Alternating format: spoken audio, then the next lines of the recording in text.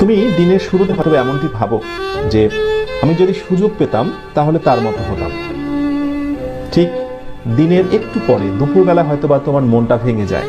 তুমি হয়তোবা ভাবো ঠিক আজ না, পরদিন থেকে কোনো কিছু ভালো করে স্টার্ট করবো। আর রাতের বেলা তো তোমার স্বপ্ন একেবারেই মরে যায়। কিন্তু আমি তোমাকে যে কথাটি বলতে চাই, দেখো, স্বপ্ন তো সবাই দেখে, কিন্তু ব্যর্থ হয় একটি কারণে, স্বপ্নকে লালন করতে পারে না।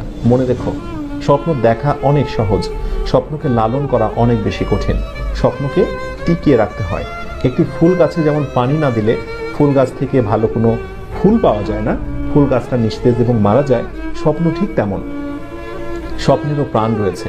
স্বপ্নকে বাঁচিয়ে রাখতে হবে প্রচেষ্টা, আন্তরিকতা এবং ভালোবাসা দিয়ে।